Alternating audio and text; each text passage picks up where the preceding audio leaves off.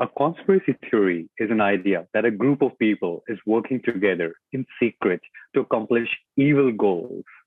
Such theories are nothing new, but it seems now they are no longer limited to the periphery of society. They become powerful forces mobilizing and locking millions into common warped belief systems, from Holocaust deniers to those who believe the NASA moon landing was staged, from believers of Illuminati to those who dismiss evolution or refute climate change. Followers of conspiracy theories are not only victims of, but also active propagators of misinformation across the world. During the early stages of the current pandemic, we saw the internet flooded with elaborate speculations around the virus, from theories of international biowarfare to those arguing that the virus was actually a hoax. While most people dismiss such unfounded theories as harmless noise, they seem to capture and sustain the attention of a significant number of people. This group doesn't just believe in, but clings on to these theories even when they defy logic, are contradicted by available evidence, and are dismissed by experts and the mainstream society. This is not a subject for amusement, as belief in such theories can have dangerous consequences, as was observed last year in the mob violence in Capitol Hill, or the multiple incidents of lynchings in India triggered by viral WhatsApp messages. How to deal with this, how to prevent people from falling for them, and how to reason with someone fixated on an obvious conspiracy theory. To answer these questions, we need to take a step back and understand the origins and drivers of such theories and what makes some people more susceptible to believing them. To guide us through this, we have with us a prominent expert in behavioral sciences, Dr. Cailin O'Connor. Dr. O'Connor is associate professor in the Department of Logic and Philosophy of Science and a member of the Institute of Mathematical Behavioral Science at the University of California Irvine. She has co-authored the book, The Misinformation Age, and authored the book, Games in the Philosophy of Biology. Dr. O'Connor, welcome to Argumentative Indians. It's an honor to have you with us.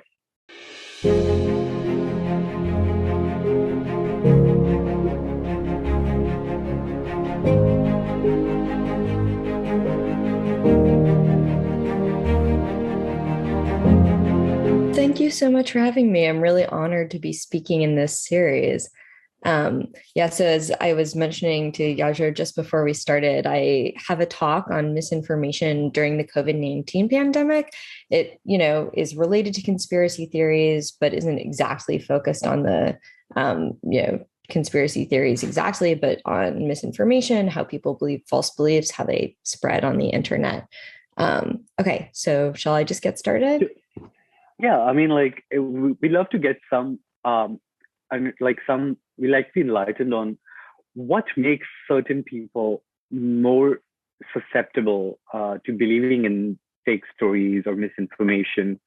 Are there any traits that are common among people who are believers in such theories across different cultures, societies?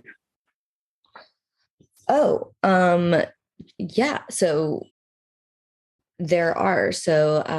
Different people have worked on this in both philosophy, which is my discipline, and the social sciences. And so, for example, in philosophy, there's been this nice work by Mark Alfano and Marco Meyer, where they've looked at what they call epistemic vices. So things like, are you humble? Like, do you believe that you could be wrong? Or are you really confident that you are always right?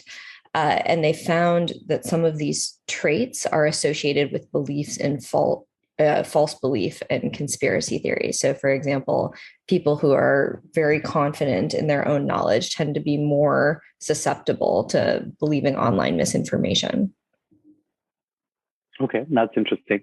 So why don't you go through your presentation, and then we'll ask more. We'll ask more questions as we go through it. Okay, great. All right. So misinformation during the COVID-19 pandemic, folks may have noticed this has been kind of a phenomenon. So as Yorja mentioned, I wrote this book, The Misinformation Age, with James Owen Weatherall. And what we did in that book, this came out in 2019, so before the pandemic, is we looked at misinformation and we tried to study it by looking at historical cases and then using mathematical models and simulations. So simulations of the real world spread of misinformation to try to think about how false beliefs spread and propagate. And we looked at a bunch of different drivers of false belief and of polarization and conspiracy theory, things that you might call endogenous or exogenous. So we looked at things about human social psychology, how we trust each other, who we decide to connect with, the fact that people like to conform with each other. We looked at things like propaganda coming from industry or the way media practices influence misinformation. So what I'm going to do today is talk about two topics that have been part of this kind of broad project of ours, sort of following on. The first I'll call information zombies, and the second belief factions. So part one, information zombies, I'd like to start with a little example here. So in late January 2020, right at the beginning of the pandemic, this team of researchers from New Delhi University posted this paper on a preprint archive. What this paper does is looks at the RNA code of SARS-CoV-2, so the virus that causes COVID-19, and they suggested that the virus was engineered from HIV, the virus that causes AIDS. Now, objections from the scientific community emerged almost immediately, and the paper was actually taken down just 2 days after the authors had put it up by the authors. You can see it says withdrawn up here in the corner. And then within just a couple weeks, a detailed response had been issued by other scientists flagging a bunch of issues in the paper and showing why it didn't really show what it claimed to show. So in very little time, it was recognized by the scientific community that this claim about HIV and COVID-19 was bogus. But despite this, even months later, if you looked at the alt metrics of this article, so these are metrics tracking for a scientific article, how widely it's being shared and read and taken up on the internet, you could see that it was getting a huge amount of traction. It had been picked up by a bunch of news outlets, blogged, tweeted tens of thousands of times. Furthermore, this widespread sharing of this original article continued for months after the article had already been recognized to be misleading within the scientific community.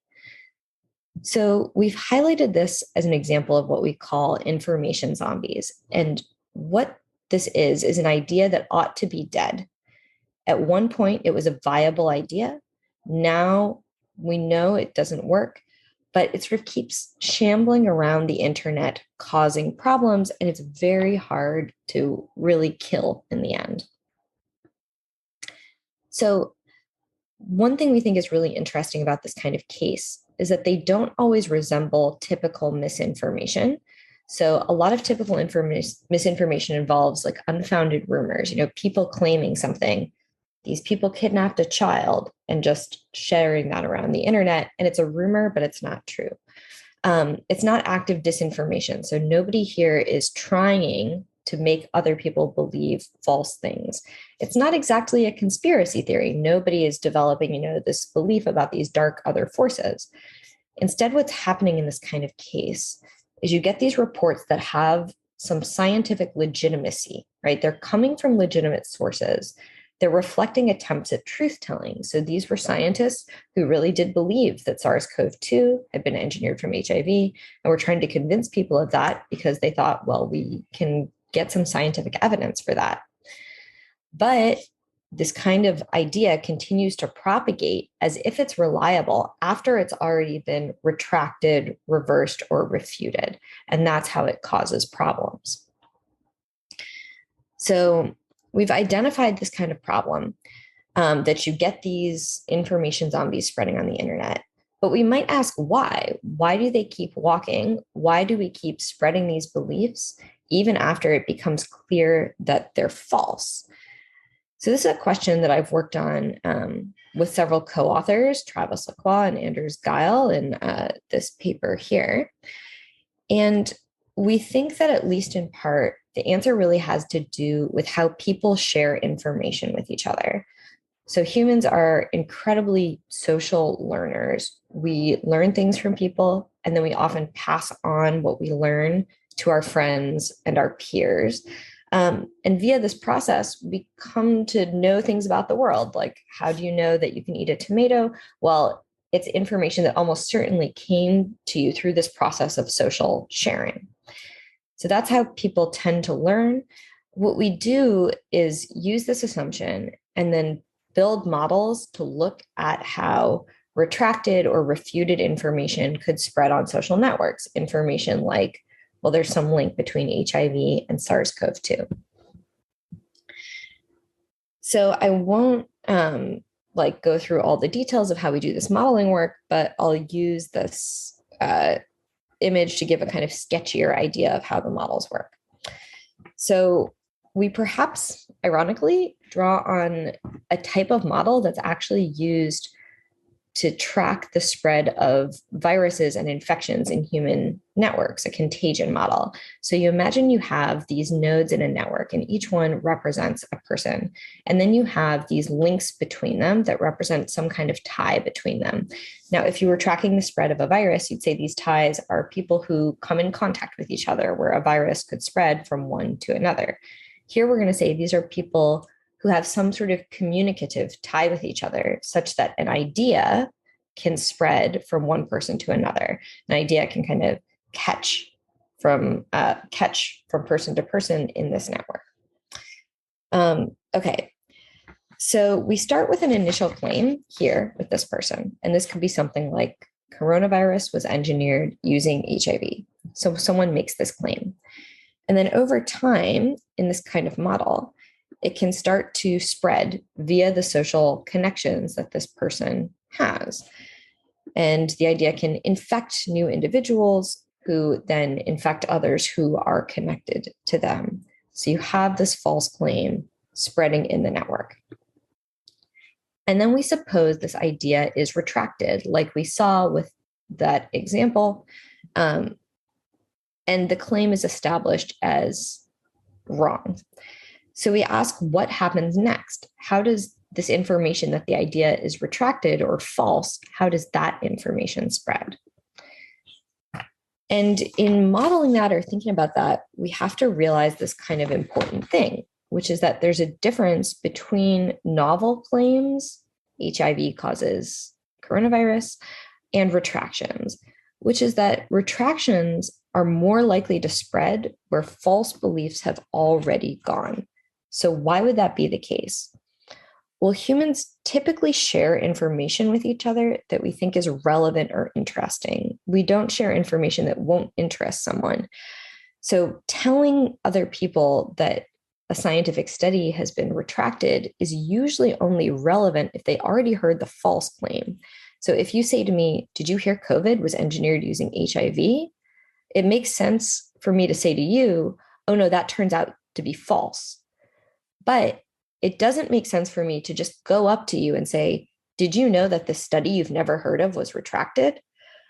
So the spread of a retraction is dependent on the spread of the initial false claim. So we add this to the network. We say, what if an idea gets retracted? Well, it again can start spreading to other individuals who have heard this false belief, but we suppose in our model that it can't spread to people who haven't heard the false belief. So while the retraction can spread in the network, it's more limited than the initial false claim in where it can go and who can learn it. And we find some things out about retractions using this kind of model. So I'll just describe some key insights. One thing is that originators lose control of their ideas. They can't just reverse them because of the social spread of information. If you start spreading some claim tomorrow, if you say, oh, I was wrong, it's already out there and out of your control in some ways. So second, retractions might not spread as well as original false claims because of this way that they're dependent on false claims to spread. We find in our models that in many cases, people who hear a false claim often just fail to ever encounter a retraction. It's just kind of an accident of history. They hear the first thing, they never hear the second thing, in part because the retraction has more trouble spreading. False claims can continue to spread even after they're known to be false. So as we saw in the model, we have these social network connections. You can have an idea that's out at the edges, spreading, and somewhere else people know it's false, but they don't know it's false in this different part of the network. And then last, and this is something I was sort of getting at before, information zombies, they look, walk, and quack like reliable information because they come from reliable sources. So if you're looking at algorithms designed to detect misinformation or conspiracy theories, to stop them, to get them off of social media platforms, they're not usually going to detect information zombies because they look just like other scientific claims. And they aren't reflective of attempts to, confuse or lie to other people. So that's part of why they're really hard to kill, as I said. So some practical consequences here. First, sharing unvetted or undertested scientific claims can have serious harm. So during the pandemic, we've seen this situation where people have really been in a rush to publish and publicize their information. Because of course, we've been in the midst of a global pandemic, and that makes sense. We do want to get information out there about COVID-19, but we also need to recognize that there are real harms to quickly publishing work that hasn't really been checked over, because it can cause this really widespread misinformation. Second, journalists should report on multiple studies and survey all known data. Now, I say this because individual studies can always be wrong, and that's true even when they're not rushed into print, even when they're using the best methods in science. But a whole literature is unlikely to be wrong. So a number of times during the pandemic, we've seen cases where scientists have posted a preprint, journalists have taken that preprint, spread it widely. It's turned out to be false.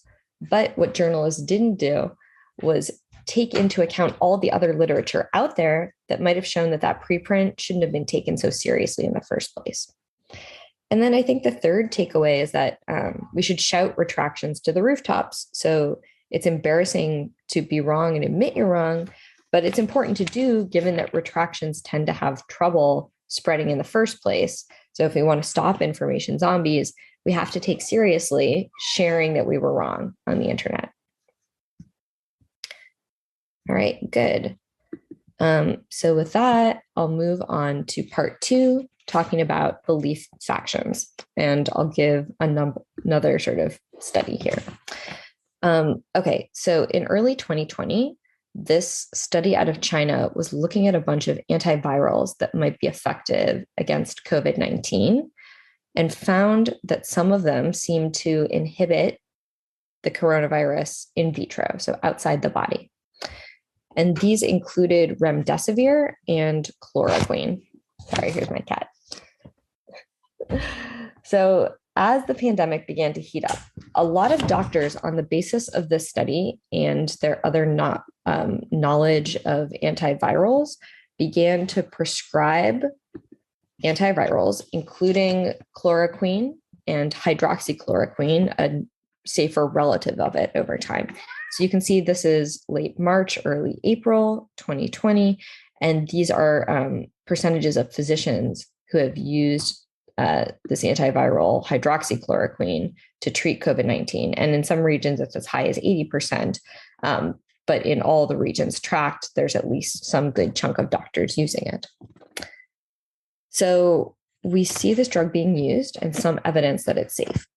As this was happening, a series of odd things were occurring online, mostly relevant in the US. So first, this Twitter user living in China posted this tweet about chloroquine on March 11th.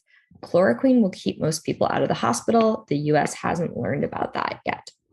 And he tweeted this at James Todaro, this blockchain investor, who then on March 13th tweeted this about chloroquine. There's growing evidence of chloroquine as an effective treatment for COVID-19. In this collaborative effort with these two other folks, I explore chloroquine as a treatment to prevent and treat coronavirus. So he compiled this with a lawyer and MD and tweeted it out. Then Elon Musk on 2016, so of course this is the famous and eccentric billionaire, tweeted this document that they had compiled and said might be worth considering chloroquine for COVID-19, and followed up saying hydroxychloroquine might be better. Now, just a few days later, Tucker Carlson invited Gregory Regano, one of the authors of this document, onto his show to talk about hydroxychloroquine. And very shortly thereafter, the then president of the US, Donald Trump, said in a statement that hydroxychloroquine was a promising treatment for COVID-19. So you have this kind of ramping up of popularity of the idea that hydroxychloroquine could treat COVID. Now, following the statement by Trump and his boosterism of the drug, this funny thing happened in the US and in some other countries, which is that hydroxychloroquine became this locus for disagreement and anger. And in particular, beliefs about whether it worked became highly politically polarized. So you would see a bunch of tweets like this: attention deranged Democrat governors preventing doctors from saving lives to drive up the death rate because you think it hurts President Trump. So this is complaining about Democrats who think hydroxychloroquine doesn't work, that they are just politically motivated. Here's a tweet on the left. Trumpian charlatan behind Trump's hydroxychloroquine hype, Didier Rao. He's this doctor who was saying hydroxychloroquine worked, has a history of playing fast and loose with the facts. So you saw people on both sides kind of holding different beliefs. Okay, so that's polarization. What exactly do we mean by this? Well, it refers to situations where you have these subgroups in a society who are holding these stable, mutually exclusive beliefs, so different beliefs about the same topic, even as they debate and discuss it. So they engage in debate, but they're not changing each other's minds. Now, what we actually saw here was something different, which I want to call belief factions. But to pull this out, so you have this situation suddenly where you have liberals who are very skeptical about hydroxychloroquine. And this is even though it had some promising results and was being used widely by doctors at that time. It's since been shown not to work. You have conservatives very enthusiastic about it, even though there was no conclusive proof that it really worked at all. Now, these beliefs became polarized, but not in any old way, down pre-existing political fault lines where you already had polarization. So in the US, the same people who might tell you that guns were dangerous would also tell you hydroxychloroquine didn't work. The people who would say evolutionary theory was a hoax would promote hydroxychloroquine. So these became part of belief factions. So these are groups where you have individuals holding multiple shared polarized beliefs that start to correlate with each other. So there are other explanations that people have given about why you see belief factions. And a typical explanation has to do with shared ideology. The idea is something like this. Different groups have different commitments to ideology, and via holding these different ideologies, it makes them more likely to hold certain beliefs. So this famous political scientist, George Lakoff, has claimed that in the US, conservatives have a strict father model of government and liberals have this nurturing parent model. And these are the ideologies, he says, that drive the development of these really different beliefs. So he says the role of government, social programs, taxation, education, the environment, energy, gun control, abortion, the death penalty, these aren't different issues, but manifestations of a single issue, strictness versus nurturance. So that's how he explains why we get these different belief factions. But we thought this was an interesting case because on the face of it, there doesn't seem to be anything ideological about thinking that hydroxychloroquine is going to cure COVID-19.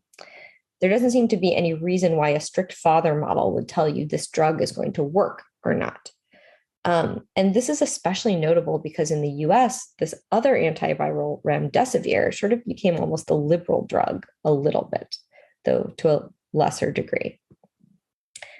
So we wrote this paper together where we looked at how this kind of belief faction can form, and where we argued that they could form spontaneously because of the way that people trust each other rather than because of some underlying ideology. So if you look at how polarized groups form, a lot of people have modeled this and thought about it. And usually these models have a feature of this sort.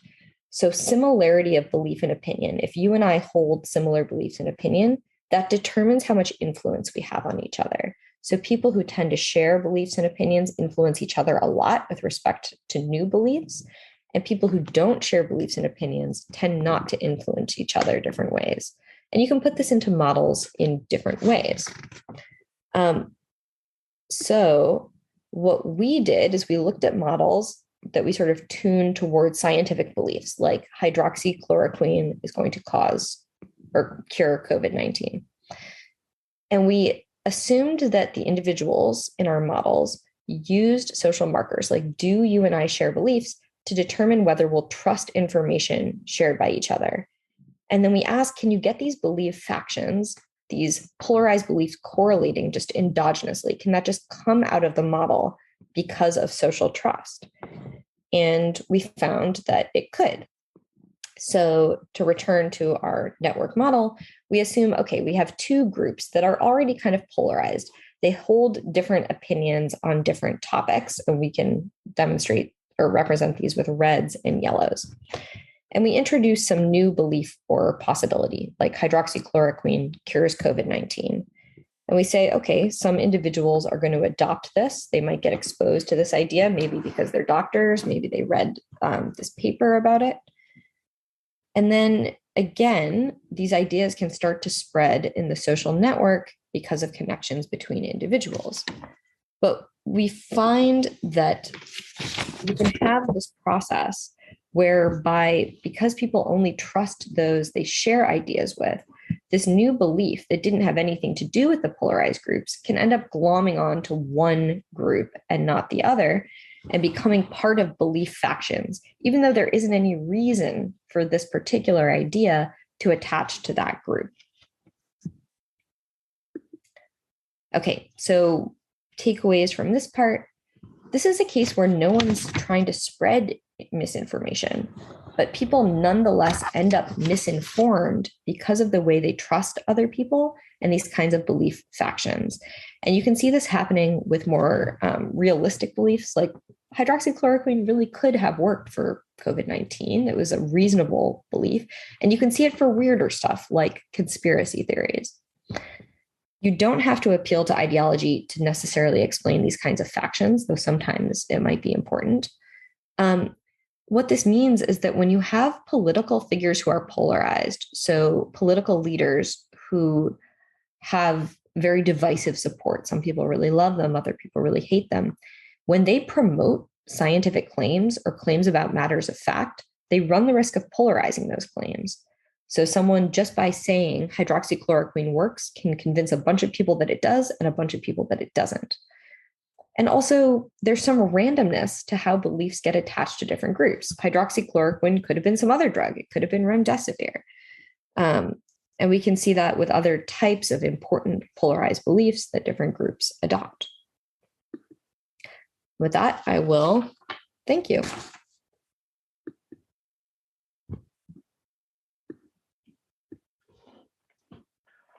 Thank you, Dr. O'Connor. That was very interesting. So I've come across several studies which look at other attributes, like where people are geographically located, as having some links to their tendency to believe in misinformation or conspiracy theories. Urban-rural divide is an area of study, as well as higher education. So it's actually interesting to me that the way your study looks at, like, we are more likely to trust the information. We are more likely to believe the information we are getting from people we trust, So people who tend to have shared ideology or, let's say, shared affiliations to certain political groups. So I think that kind of explains all the other factors too. They're more likely to be in the same geographic area sometimes, or may have similar socioeconomic backgrounds. So I think a lot of those studies can find explanation in this. So that was very interesting to me. What I wanted to know was to what extent it's just about being affiliated to a socio-political ideology, and to what extent it's just people needing a sense of community. Like when you feel that, okay, I am part of this community of people who know that vaccines don't work. We are resisting for our rights. And then there is this, you start beginning to feel that I'm part of a group, a community. There I am here, but they're online. I can find other people in other parts of the United States or the world who also are in this with me. We are all together. So there is a sense of community. And also I feel like there might also be a feeling of a sense of purpose beyond your day-to-day life, that we are resisting against this massive information. All the governments, all the medical authorities are lying to us, and we are pushing the cause of fighting for the truth or whatever. Do you think that plays a role as well in this kind of Yeah, absolutely. So one thing that we've looked at a lot in thinking about, how false beliefs get stabilized is tendencies towards conforming. So humans have this bias where we like to agree with the people we care about and trust. We don't like to, stick out from the pack and say things that other people don't agree with, or do things that other people think are wrong. And it's a pretty stable tendency. It's been found in a bunch of different studies. So I think this relates to what you're talking about, in as much as when people are part of a community and want to remain part of that community, that matters a lot to them. They, presumably they care about holding true beliefs, but they also really care about the people around them liking them and thinking they're part of the group and thinking they're, members in something special, right? And that can lead people to avoid evidence that might counter beliefs of the group. It can lead them to not share evidence that might go against what the group believes. So say you're part of an anti-vaccine group, and that's really socially important to you. You might secretly kind of have a suspicion that vaccines work, or you might secretly want to get vaccinated, but you're not going to share information about that with others because you don't want to sort of lose these social ties. So in the US, for example, there have been a number of reports about people getting secretly vaccinated for COVID-19. They go and they do it, but they don't tell their family they've done it because they know that the rest of their family are anti-vaccine, and they don't want to sort of pay the social costs of that. Yeah, and I think outside the scientific sphere, I'm also thinking about parallels. For example, when we look at the religious sphere, oftentimes what has been witnessed in India and even in the US, that some of the religious leaders have been discredited or have been proven to be criminals, and they have been indicted. But even after that, their followers continue to remain loyal, and they tend to reject all of the evidence that's out there. They blame the political authorities and everyone, but remain loyal to their, because I think the sense of community that they had found in that cult or the religious group is still very important for them. Also, I think in political sphere, a lot of times, political parties tend to give us erroneous history, and they just, and despite the fact that there are so many, now we have so many fact-checking websites and so many credible historians who will come out and contradict them, but the followers of those political groups refuse to look at the evidence and still continue to go with. So once a misinformation is put out there, it somehow can never be extinguished. It's kind of always stays there. Yeah. And I think this, it relates to this idea that as humans, most of our information comes from social sources. So we learn some things just by ourselves from the world. I might know that I'm allergic to pineapple, and I learned that just by eating it. But most of the things we learn because other people tell us. And so who we trust is extremely important in determining what we believe. And so if the person who you really, really trust is a political or religious leader, and that's who you're trusting, right? They're going to be one of your most important information sources, even if they're not really a very good source of information. And this also explains why, as you were talking about, you can have different areas where people believe really different things, because they might have trusted local leaders or trusted sort of political or religious leaders, rather, who are specific to those areas. So they're going to have different information sources that matter. But that takes us to a very complex question around the role of internet. Like, is it making it better or worse? Because intuitively, I would have thought that maybe in the medieval times, if your local leaders or whatever give you anti-Semitic content, that is your source of information. So you're just going to believe your local contact. But now everybody has got a phone in their hands and they have access to worldwide information, expert views, sources of information. They can look up evidences. So you would have thought that the potency of misinformation should have weakened. But I think what a lot of people believe is that misinformation has become a lot more potent. It has acquired the power to influence a lot more people. Whereas one person spreading misinformation back in the day, in pre-internet era, could only influence people geographically accessible to him, but now he can reach millions of people worldwide. Yeah. So, I mean, there's some huge irony, right? To like, now we all have all the information in the world at our fingertips, and yet we still continue to hold tons of false beliefs, and it's maybe even worse than before. It's not something that I ever would have sat down and predicted when the internet first became a thing, right? So there's a bunch of things that people have flagged going on here. One is the way that the internet shapes our ability to choose who we connect with. So before the internet, your most important social connections and sources of information would have been the people who are just physically located around you, right? And so you can end up with groups of people who have weird or wacky beliefs, but most people wouldn't. And that meant that most people were kind of embedded in a social network with like fairly reasonable beliefs. You know, that you'd say to the people around you, well, maybe the earth is flat. And all the people in your family are like, nah, I don't think so. But having access to social media means that if you are someone who thinks, well, maybe the earth is flat, you can go find a new community who are going to start giving you social information that's maybe solidifying or deepening your belief in something wacky or a conspiracy theory, and who also create a social group that you can conform to and get kind of social payoffs and bond with, that might allow you to continue with some really unusual beliefs. So like, that's one thing that people point out is different now that we have social media from before. Another is something you just mentioned, this thing where sources can become tremendously powerful. So if you look pre-social media, there were some sources of information who were very, very powerful. So a newscaster who was watched by an entire country is a very powerful source of information. The leader of a country is a powerful source of information. If you imagine them as part of a social network, you can imagine them as like the center of a star where thousands of people connect to them and they connect to fewer people, right?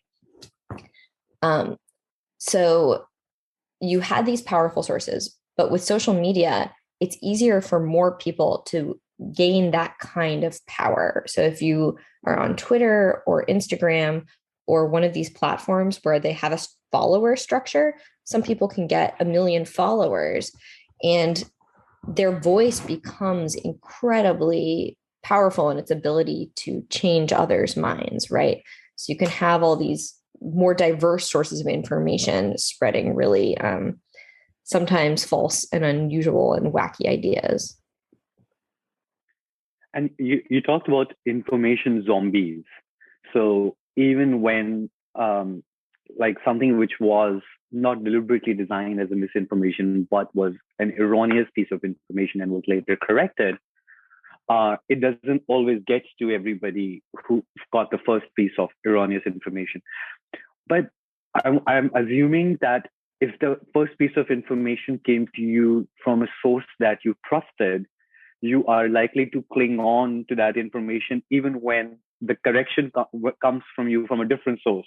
So there might be resistance that even when the correction comes to you. But so in this sort of a scenario, you gave the example of Trump, and he advocates for hydrochlorine. Sorry, what's the right way to say it? Hydroxychloroquine. And that was actually hydroxychloroquine. Part of the belief factions part rather than the information zombies. But yeah. Yeah, no, I'm just wondering, in that case, would it have to be someone again like Trump or anybody in that network that you're likely to trust? They'd have to come and contradict it. If a medical expert doesn't really do anything. The power they have in their networks, only they can correct an erroneous piece of information. Good. So one thing that's sort of important to realize is that there are different kinds of beliefs that we hold.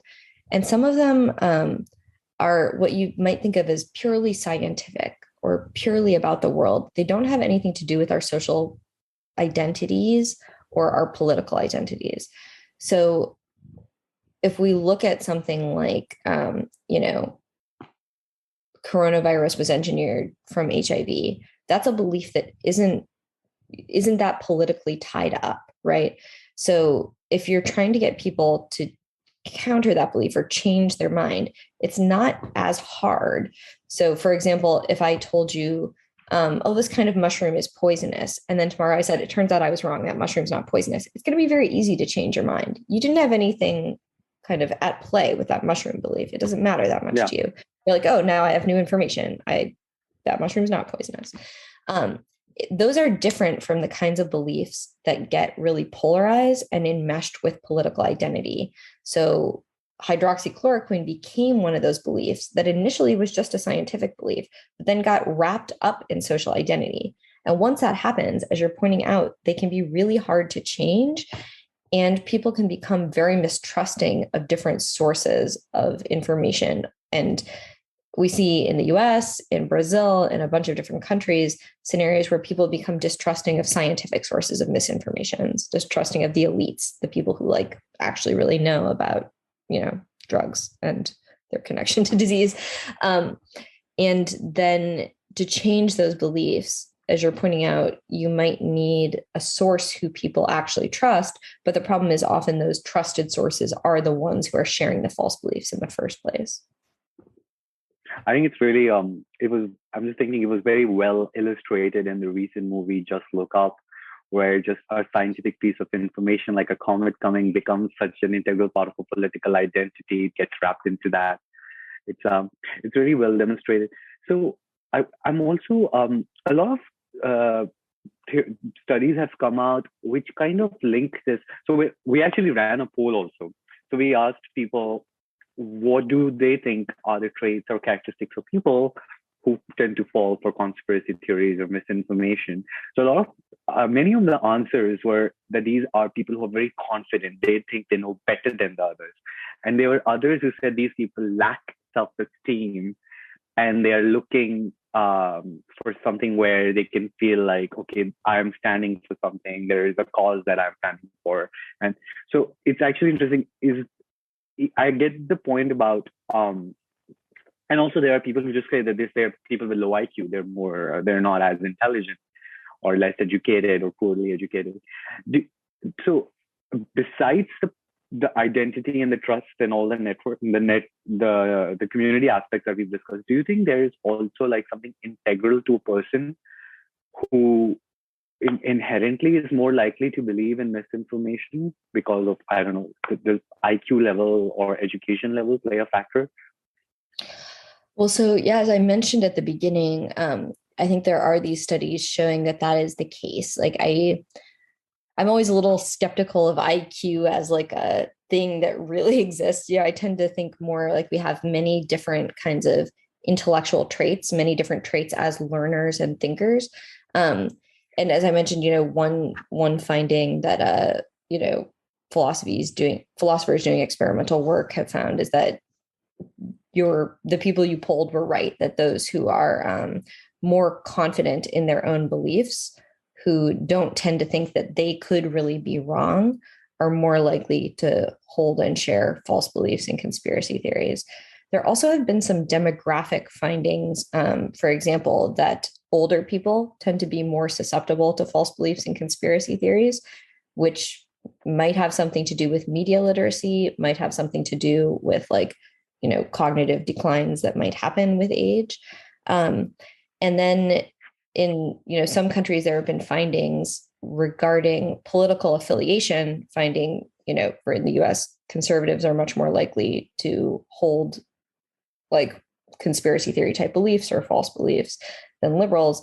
And in some other countries, those same kinds of findings have been repeated, but that has less to do, it seems, with traits and more to do with this kind of social informational stuff that I'm talking about. And when you talk about older people being more likely, could it be because they're more jaded because they have seen a lot of people lying and falsifying stuff through their life? They have seen celebrities being involved with politicians and businessmen being involved. So there is just a lack of trust towards the sources of information and institutional distrust, much more that might come into us as we grow older. So you're more likely to believe in a conspiracy theory that people are lying to you, that news reporters are lying to you, and institutions are lying to you, just because you've gone through so many scandals and scams. I don't know. So I'm not a complete expert on this work. It's not my work. My understanding from what I've read is that the explanations people have given of why you might see that correlation are that if you're older, you might just be less experienced with social media and how it works, right? So we know that people learn to identify misinformation. They learn to identify conspiracy theories. You can train them to get better at it. Over time, people can learn what fake news looks like. And so it might just be a lack of familiarity. Or it that might makes sense. Yeah. I've noticed older people sometimes are not able to identify when some of the posts in their feed are sponsored. They tend to miss out on the little sponsored thing, and they tend to believe a lot of the posts that are fed to them in their feed. So yeah, I mean, it sounds believable. And now finally, I want to understand, and this is something that has come up with a lot of people in the last 2 years, that when your friends or your relatives, you can see that they're obviously fixated with a conspiracy theory, especially in case of COVID, we saw a lot of that your friends, they really believed that vaccines were somehow harmful and the media is trying to push you to take something which is not good for you. And how do you deal with that? Or even with masks, we've seen people, we have observed that this has led to a lot of hostile environments in a lot of families, among friends, among neighbors, as well as very difficult conversations. They have turned into altercations and all. So what is the right way to deal with somebody who seems to have absorbed this misinformation? Just any thoughts on that? This is something that, as you're pointing out, so many people are dealing with and can be so hard and painful, right? It can be painful and scary, especially when it comes to something like a pandemic. And you're worried, my family member isn't vaccinated. They could die or get, really sick, and you're scared about that, right? So again, you want to break up the different kinds of beliefs, because there's some beliefs where it's easy to change people's mind. You can just give them information about it and that changes their mind. And then there are these beliefs that have become wrapped up with political identity, where people have a lot of mistrust of other sources, where they think, you think that masking is safe because it's a conspiracy to control everyone or something. Those are much harder to change. So the answer is in part you're not always going to be able to. Sometimes once people have really gone down the rabbit hole of a conspiracy theory or are very enmeshed in a false belief, you might not be able to change their mind and get them back. You might just have to deal with the fact that they're going to be, holding this false belief. But there are a few things that people have suggested that can help. So one thing is that we've talked a lot about social trust and how important social trust is to people's beliefs. So you can ask, like, how can I build trust between this person and myself that might help me shift their mind a little bit. So when it comes to anti-vaccine beliefs, you can try to empathize with or share some of the things that might be driving their fear. Like, I understand why you might be mistrustful of doctors. I understand why you might be mistrustful of vaccines. I might have experienced some of those feelings before, and I could talk about that.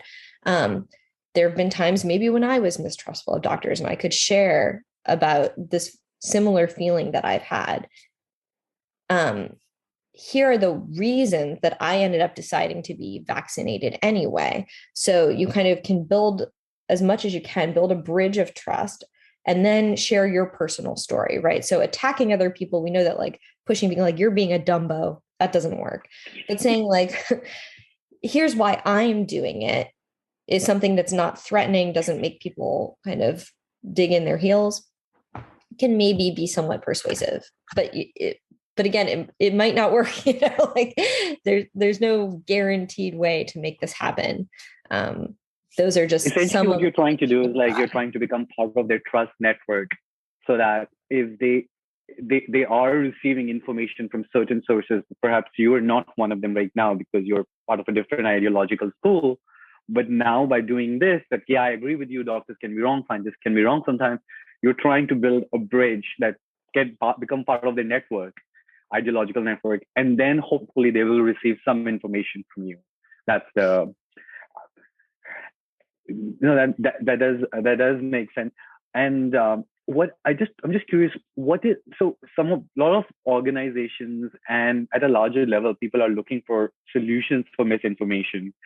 And one of the things that has emerged in more recently is that the gatekeepers have tried to take on the responsibility. When you look at social media, right, they have decided to monitor information and become sort of the arbiters of truth. So they have decided, especially in the case of vaccines, they have tried to eliminate all anti-vaccine information from social media. To what extent do you think this is helpful? Do you think this is a role that the social media or gatekeepers should be playing? I mean, it's a really difficult and deep question, right? Because we certainly don't want to have a situation where a small number of people become the arbiters of truth, right? Become the ones who decide what information can be shared and spread. We don't want that. On the other hand, we don't want to constantly be in information environments that are dirty and polluted with misinformation. We are all limited individuals. We only have so much kind of cognitive power to spend figuring out what's true and what's not, what's real and what's not.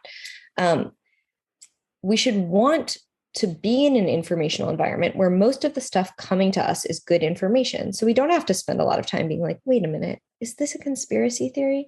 You can mostly trust the stuff you see, right? That would be like a very positive vision of what our online spaces look like. So I do think it's appropriate for platforms and governments and users to think about how we create online spaces that are like that. And there are a lot of ways to do that aren't the same as just directly censoring certain types of information. So, for example, a lot of platforms have started adding warnings to certain types of content. They'll maybe put a screen over it and you can click through, but on the screen it says something like, this content has been challenged by scientists, or most scientists don't believe this content is true. So you're giving people extra information and you're making them maybe a little more hesitant before they kind of get it and making them take an extra step to click it.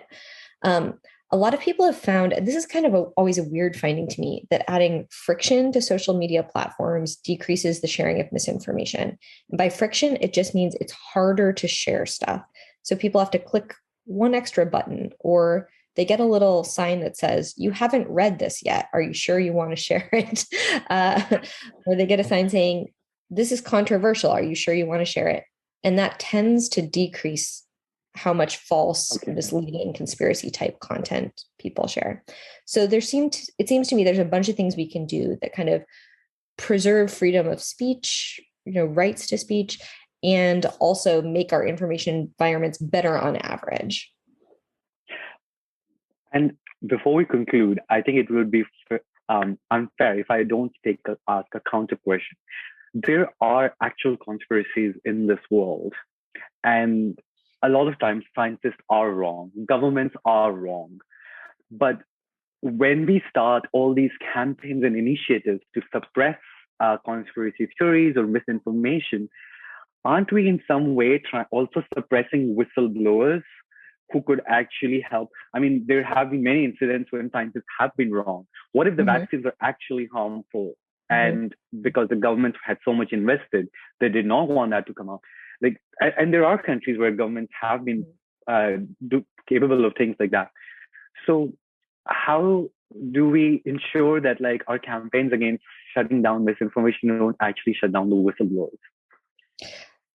This is, again, something that's really hard, and you can't do it perfectly. All of these things, it's our goal should be to move towards something better, but expect that we can never get to what's really ideal, right? So as you point out, there's been tons of real conspiracies and lots of cases where governments have tried to mislead their citizens, and where industry especially has been extremely misleading and has often taken advantage of scientists to mislead people. So that's what happened with tobacco and whether smoking was safe. It's what's happening with global warming right now. Right. So how do you preserve? So philosophers have asked this question a lot. How do you preserve legitimate dissent in science? People who really think, oh, this might be wrong for a legitimate reason. How do you separate that out from illegitimate dissent? People who have political motives or have monetary motives and are trying to confuse other people. I don't know that there's a final answer, but I think there are different things that can flag the different cases. So often when you see illegitimate dissent, it's tied up to, as I said, people who have an interest, governments who are trying to get their citizens not to know that the president is corrupt, industries who are trying to sell something that's dangerous for public health. And if you can identify those interests, you can say, well, this is a case where there isn't really a reason that we should keep entertaining the idea that maybe cigarettes are safe, right? We know why people are saying they're safe. It's because they have a monetary interest. Scientists are saying they're not. Here's a case where we can just say no more with this dissent. And we can try to use the different details of cases to flag out illegitimate dissent and to allow legitimate dissent to proliferate. And I just one last thought that comes to my mind is that critical thinking and questioning, I think that is could be key. So a lot of people tend to associate higher education, not so much with the information that you receive during your higher education, but you develop an analytical mind and you tend to be critical of things and question them. And you think that people who are critical would get into debates, look through evidence, and debate with each other about different probabilities. And that could be a way to filter out the real conspiracy theories versus actual conspiracy theories or false information. But what I feel is that when the gatekeepers try to suppress what they think is misinformation, then you also take away the opportunity from people to get into actual public debates around it. It might actually reinforce the people who believe in them. They might tend to become more close because you're not leaving the room for them to put their arguments out there and being convinced by others because you're sort of just taking the right away from them to put their arguments. It might actually be better to facilitate more discussion and more engagement as opposed to controlling what is spread. Yeah, so this will be a weird thing for a philosopher to say, but I'm kind of skeptical of the ability of public debate to arrive at truth. Because I think if you look at the history of information, you see an awful lot of cases where the marketplace of ideas didn't work. I think tobacco is a great example. By the mid 50s, the science was completely clear that smoking caused cancer and emphysema and all of these health issues, that it was killing people. But, legislation to stop, to, try to decrease smoking and decrease advertisements of smoking, et cetera, took decades to follow on. And that was because the sort of public debate was largely shaped by industry and all their money, right? So I guess I tend to think like there are a lot of truths established in science through really good epistemic processes. We're doing tests, we're running experiments, people are criticizing each other, they're, trying to see if there's anything wrong with each other's work. You have these processes. They yield things that might be false, but there's a lot of good reason to think they're true. And we should tend to be more trusting of that than a public debate. So I guess when it comes to matters of scientific fact, I tend to think like our public arguing about it probably isn't going to help that much more. Okay. There's some other kinds of things. There's political issues that you might really want to debate and discuss. I think you've just given me a topic for another conversation, effectiveness of public debate. Well, thank you. Thanks a lot, Dr. O'Connor. This was a very enlightening discussion, and I think people are going to find it to be very informative and interesting. Thanks a lot for joining us. Well, thank you for having me. Really nice. Yes, thanks.